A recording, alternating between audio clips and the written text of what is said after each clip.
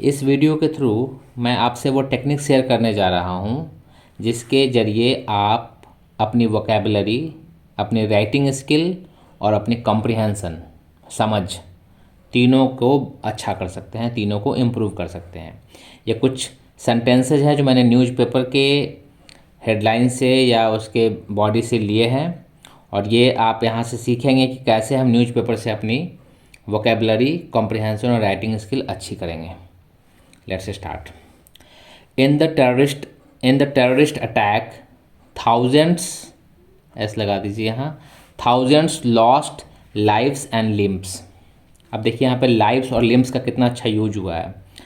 आतंकवादी हमले में हजारों लोगों की जान चली गई, लॉस्ट लाइव्स, उन्होंने अपनी जानें गंवा दी, एंड लिम्स। लिम्स क्या होता है? लिम्स कहते हैं हाथ या पैर को, है ना। अब यहाँ राइटर ने ये नहीं लिखा कि किसी के हाथ चले गए, किसी के पैर चले गए, कोई अपाहिज हो गया, कोई हैंडीकैप्ड हो गया, इतना लिखने की ज़रूरत नहीं है। एक वर्ड से काम हो गया, लॉस्ट लाइव्स एंड लिम्स। ठीक है, तो ये इसकी बहुत ब्यूटीफुल यूज है इसका एक सेंटेंस में। अब विजिलेंट मीडिया, विजिलेंट क्या होता है? विजिलेंट मतलब होता है सजग, जो हमेशा जिसकी आँख कान खुले रहते हैं। A vigilant media is the need of the hour. वह क्या है? नीड ऑफ द आवर है, मतलब समय की मांग है, आज की ज़रूरत है कि एक मीडिया ऐसी हो जो विजिलेंट हो, एक्टिव हो। Congress leader Rahul Gandhi will kick off his 2 months long Bharat Jodo यात्रा। कांग्रेस लीडर राहुल गांधी जो है वो किक ऑफ करेंगे। किक ऑफ मतलब स्टार्ट करेंगे, तो स्टार्ट की जगह आप किक ऑफ यूज कर सकते हैं। क्या स्टार्ट करेंगे? अपनी 2 महीने की लंबी भारत जोड़ो यात्रा।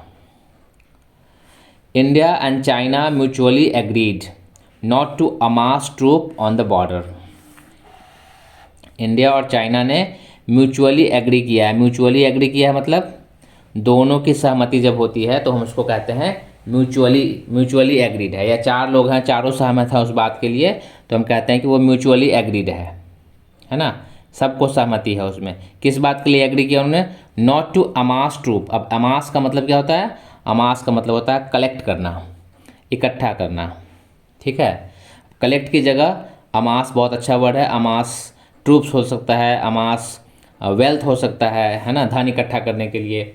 ऑन द बॉर्डर, बॉर्डर पे और सैनिक इकट्ठा नहीं होने देंगे, नहीं करेंगे वो, ऐसा उन्होंने एक दूसरे से वादा किया है।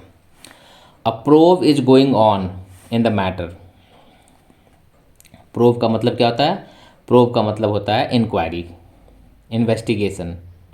ठीक है, ये पेपर में यूज होता है। A probe is going on in the matter, inquiry चल रही है उस मैटर पे, and further action will be taken, और आगे की कार्रवाई की जाएगी based on the autopsy report. Autopsy report मतलब, ऑटोप्सी बहुत अच्छा वर्ड है, पोस्टमार्टम का सिनोनिम है। पोस्टमार्टम को हम ऑटोप्सी कहते हैं, है ना। डेड बॉडी के एग्जामिनेशन को पोस्टमार्टम कहते हैं, उसी को ऑटोप्सी भी कहते हैं। तो ऑटोप्सी रिपोर्ट जब आ जाएगी, पोस्टमार्टम की रिपोर्ट आ जाएगी, उसके बाद आगे की कार्रवाई की जाएगी। अभी इंक्वायरी चल रही है। No foul play was suspected. Foul play बहुत अच्छा आइडियम है, FOUL, फॉल प्ले। आप देखा होगा आपने, फुटबॉल के मैच में भी फॉल हो जाता है ना। फॉल का मतलब होता है जब आपने गलत तरीके से कोई गेम को या किसी चीज़ को खेला है तो उसको कहते हैं फॉल करना।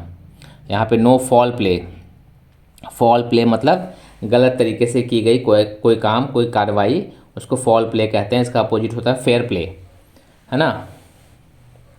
फेयर प्ले मतलब अच्छे ढंग से किया गया कार्रवाई, ईमानदारी भरा व्यवहार, और फॉल प्ले मतलब बेईमानी भरा व्यवहार। No foul play was suspected, कोई फॉल प्ले सस्पेक्टेड नहीं है, मतलब इस बात के अंदाज़ा नहीं लगाया जा रहा है कि कोई फॉल प्ले हुआ है, कोई गड़बड़ी हुई है। टॉप ब्रास, क्या होता है top brass? Top brass of Congress decline the invitation of consecration ceremony at Ram temple. जो कांग्रेस के टॉप ब्रास हैं, टॉप ब्रास हैं मतलब जो कांग्रेस के बड़े लीडर्स हैं, बड़े चेहरे हैं, बड़े नाम हैं, किसी इंडस्ट्री का बड़ा चेहरा, बड़ा नाम, उसको टॉप ब्रास कहते हैं, है ना। Top brass of the Congress declined, इनकार कर दिया उसने, किस बात से? Invitation of the consecration ceremony, जो अभी प्राण प्रतिष्ठा सेरेमनी होने जा रही है उस राम टेम्पल पे अयोध्या में, है ना, उसमें जाने से उन्होंने इनकार कर दिया है पॉलिटिकल रीज़न से। उर्दू पोएट मुनव्वर राना, जिनकी डेथ हो गई आज, है ना, Urdu poet Munawwar Rana passes away, गुजर गए, शायद कल उनकी डेथ हुई है। पासेज अवे, अब पासेज अवे का मतलब होता है गुजर जाना, मृत्यु हो जाना, है ना। बहुत सारे ईडियम हैं इसके। पासेज अवे को हम कहते हैं टू ज्वाइन द मेजोरिटी भी कहते हैं, किक द बकेट भी कहते हैं, है ना। बहुत सिंपल लैंग्वेज में इसको पासेज अवे कहते हैं। चले गए, गुजर गए एट 71। बहुत अच्छे, बहुत नामी पोएट थे वो उर्दू के। The poet is survived by his wife, यानी पोएट के बाद अब कौन बचे हैं उनकी फैमिली में? उनकी वाइफ है, 4 डॉटर्स, 4 बेटियां हैं, एंड अ सन। तो सर्वाइव्ड बाई का ऐसे यूज होता है यहाँ पे, किसी डेथ हो जाने के बाद किसी पर्सन की फैमिली में जो बचते हैं उनके लिए ऐसे यूज करते हैं। He will be laid to rest on Monday. He will be laid to rest मतलब उनको रेस्ट के लिए लिटा दिया जाएगा। ऐसे देखिए, इंग्लिश की ब्यूटी देखिए आप।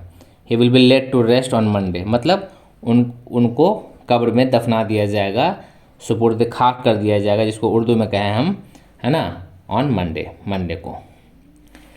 The Yogi government had left no stone unturned. Yogi government ने लेफ्ट, लीव का पास्ट है, LEAVE का, लेफ्ट नो स्टोन अनटर्न्ड मतलब कोई कसर नहीं छोड़ी है। योगी गवर्नमेंट ने कोई कसर नहीं छोड़ी है किसमें? इन अडॉर्निंग अयोध्या को सजाने में। देखिए अडॉर्निंग का कितना अच्छा यूज हुआ है अयोध्या के साथ। ये भी A लेटर से स्टार्ट है और ये भी A लेटर से स्टार्ट है। इसको क्या कहते हैं इंग्लिश के ब्यूटिफिकेशन के लैंग्वेज में? आप कमेंट करके बताइएगा मुझे। यहाँ भी ऊपर भी आपने देखा था लाइव्स एंड लिम्स था, वहाँ भी लाइव्स L से स्टार्ट हो रहा था, लिम्स L से स्टार्ट हो रहा था। हिंदी में भी ऐसा होता है, जैसे पवन पुत्र हनुमान, है ना, पवन और प से पवन, प से पुत्र। तो इसको क्या कहते हैं हिंदी में और इंग्लिश में? इस कविता के इस शैली को क्या कहते हैं, या पोएट्री की इस शैली को क्या कहते हैं, बताइएगा आप। आई रिकॉल विविडली का मतलब होता है, विविडली मतलब स्पष्ट रूप से, क्लियरली का सिनोनिम है विविडली।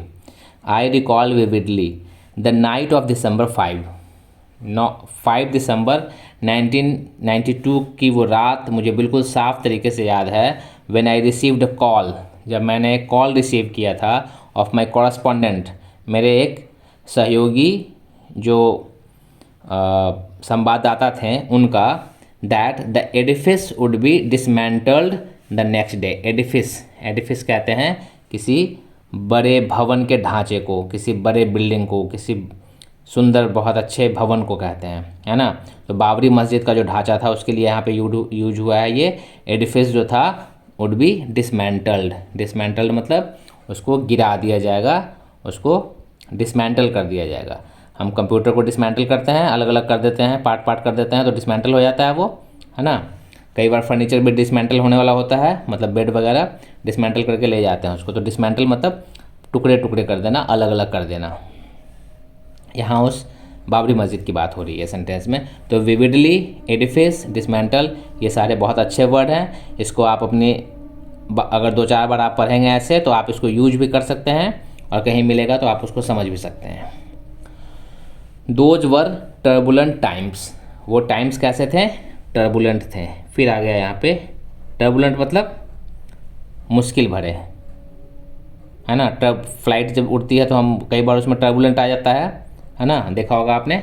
तो those were turbulent times, turbulent फिर T से स्टार्ट हो रहा है और टाइम भी T से स्टार्ट हो रहा है। यहाँ भी उसी कला का यूज हो रहा है, ठीक है। दोज वर टर्बुलेंट टाइम, बहुत मुश्किल की घड़ी थी। तो टाइम के साथ डिफ़िकल्ट टाइम भी यूज हो सकता था, लेकिन लिखने वाले ने टर्बुलेंट टाइम यूज किया है। यही ब्यूटी है राइटिंग की। You can ponder the political consequences. Ponder मतलब सोचना, विचार करना, है ना। पॉन्डर मतलब थिंक होता है, थिंक का सिनोनिम है पॉन्डर। ये एग्जाम में सिनोनिम में भी आएगा आपको कभी कभी।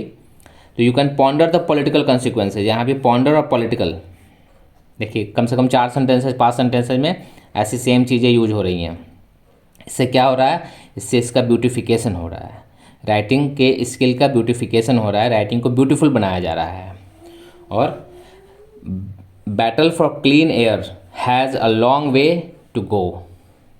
बैटल फॉर क्लीन एयर मतलब साफ़ हवा की जो लड़ाई है, जो दिल्ली और उत्तर भारत के बाकी जगहों पे जो एयर पॉल्यूशन जितना ज़्यादा है, खास करके दिल्ली में, है ना, तो उसकी जो लड़ाई है, किसकी लड़ाई, बैटल फॉर क्लीन एयर, साफ़ हवा की लड़ाई जो है, has a long way to go, अभी बहुत दूर तक चलेगी, बहुत लंबा दंगल चलेगा ये तो हार हमार, है ना, वो वाला डायलॉग है इसमें कि बहुत लंबी लड़ाई चलेगी, अभी इतनी जल्दी इससे छुटकारा मिलने वाला नहीं है, it has a long way to go.